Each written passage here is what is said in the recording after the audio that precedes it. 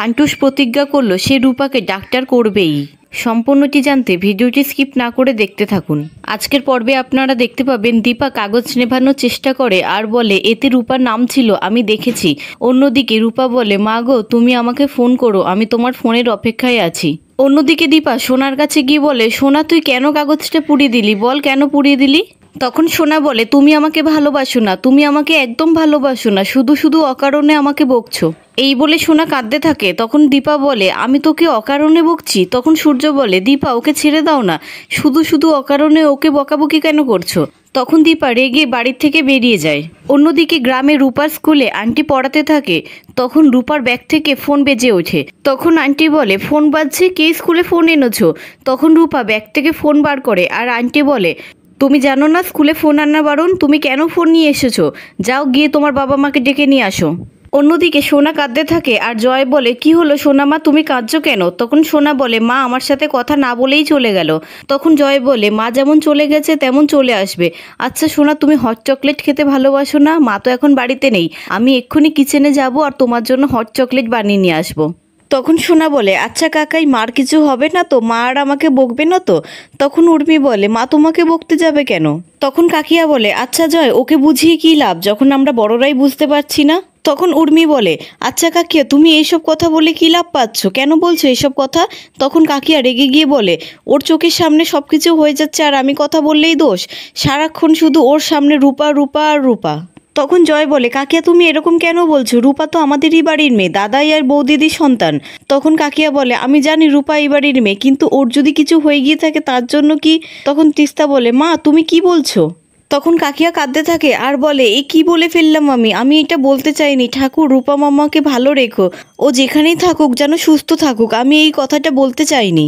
তখন সোনা বলে, আচ্ছা ছোট দিদি ভাই, কাকাই কাকিয়া সব কি আমার দোষ? আমার জন্যই কি মা পাতা মেয়েকে খুঁজে পাচ্ছে না? অন্যদিকে রূপা বলে, আমার দরকার ছিল ম্যাম, ওই জন্য আমি ক্লাসে ফোন নিয়ে এসেছি। তখন আন্টি রেগে গিয়ে বলে, তোমার এত বড় সাহস, তুমি মুখে মুখে কথা বলছো, যাও ক্লাস থেকে বেরিয়ে যাও। তারপর রূপা ফোনটা রিসিভ করে আর দেখে সেটা দীপার ফোন নয়। তখন রূপা বলে, তাহলে মা কি আমাকে ফোন করবে না? মার কাছে কি খবরটা পৌঁছায়নি? তখন স্কুলে আন্টি বলে, তুমি তো খুব বেয়াদব মেয়ে, তোমাকে বারণ করা সত্ত্বেও তুমি ফোনটা রিসিভ করছো, দাও ফোনটা আমাকে। তখন রূপা বলে, না ফোনটা দেবো না। এই বলে আন্টির হাত থেকে ফোনটা কেড়ে নিয়ে পালিয়ে যায়। অন্যদিকে দীপা রাস্তায় সব পেপারওয়ালাদের কাছে গিয়ে পেপার চেক করতে থাকে কোনো ফটোকপি দিয়েছি কিনা।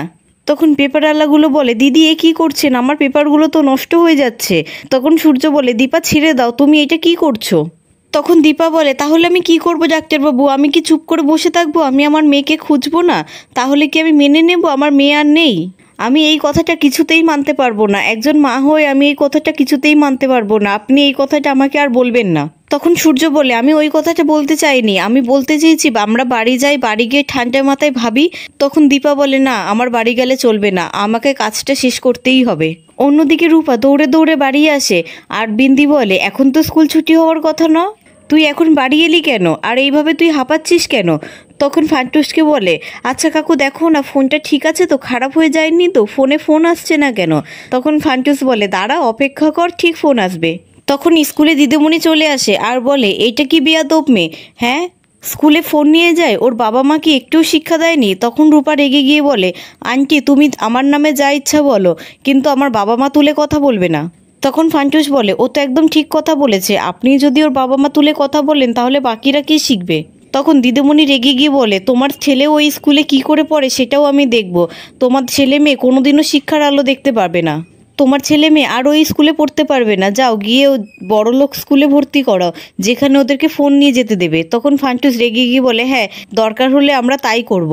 তারপর দিদিমণি সেখান থেকে রেগে চলে যায় আর রূপা বলে, কাকু এই তুমি কি কথা বললে, রূপারা বড় স্কুলে পড়বে? তখন ফান্টুস বলে, তোর মা যদি তোকে খুঁজে নিয়ে চলে যায় তাহলে তো খুব ভালো কথা, আর যদি না নিয়ে যায় তাহলে তোর এই কাকু তোকে বড় স্কুলে পড়াবে।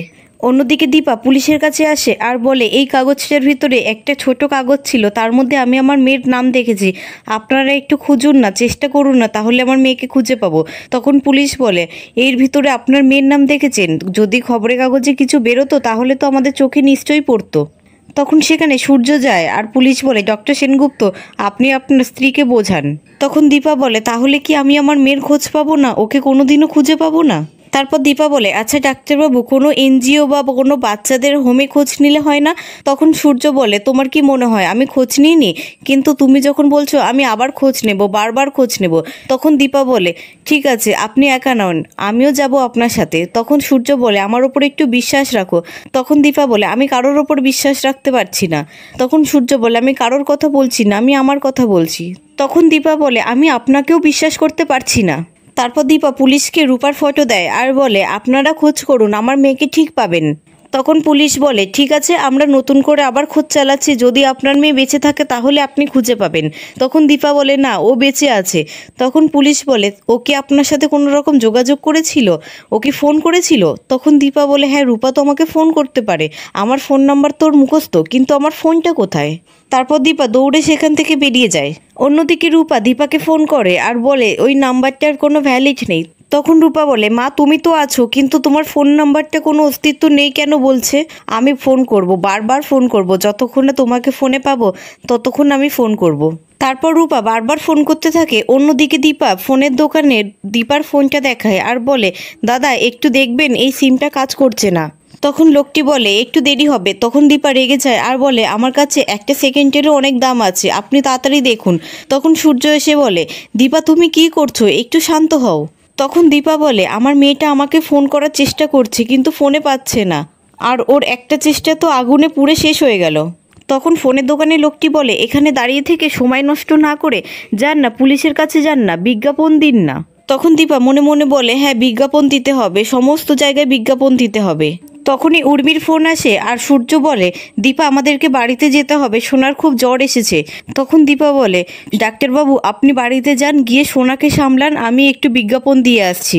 তখন সূর্য বলে, আমি সব রকম চেষ্টা করেছি দীপা। তখন দীপা বলে, আমি আমার মতন করে একটা চেষ্টা করতে চাই, আপনি সোনার কাছে যান। এই বলে দীপা চলে যায়। অন্যদিকে বিন্দি বলে, ফান্টুসদা তুমি রূপাকে কলকাতা নিয়ে যাবে বললে, কিন্তু এদিকে আমাদের চলবে কি করে? তখন ফান্টুস বলে, আমার যত জায়গা জমি আছে সব বিক্রি করে দেব। তখন বিন্দি বলে, আর লাট্টুর কি হবে? তখন ফান্টুস বলে, আমারও তো একটা মেয়ে ছিল, ভগবান তার জায়গায় হয়তো রূপাকে আমাদের কাছে পাঠিয়েছে, ওর সব স্বপ্ন আমি পূরণ করব, ওর কষ্ট আমি দেখতে পারবো না।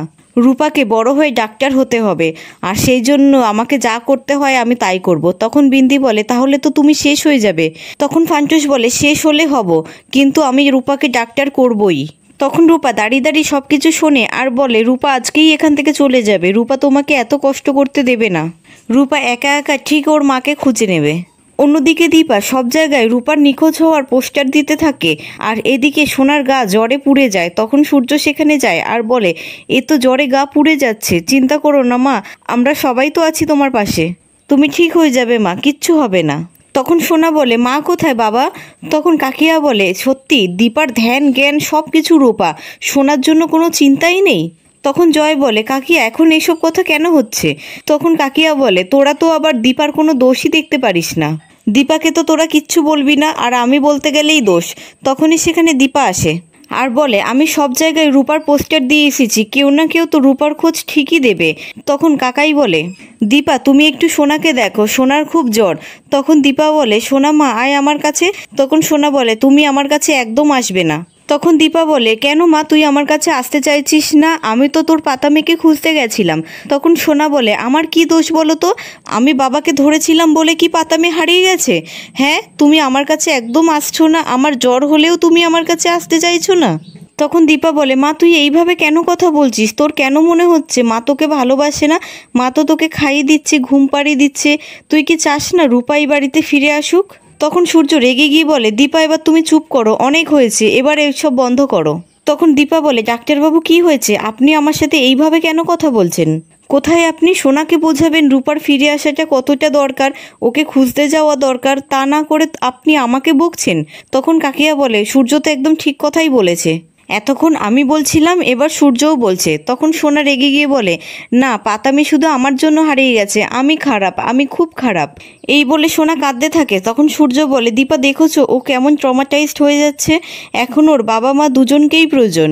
তখন দীপা সোনার কাছে যায় আর সোনা বলে, তুমি আমাকে ছোবে না, আমি খারাপ, আমি খুব খারাপ, তুমি আমার কাছে একদম আসবে না, তুমি চলে যাও এখান থেকে। তখন সূর্য বলে, সোনা মা এই কি ব্যবহার হচ্ছে তোমার মায়ের সাথে?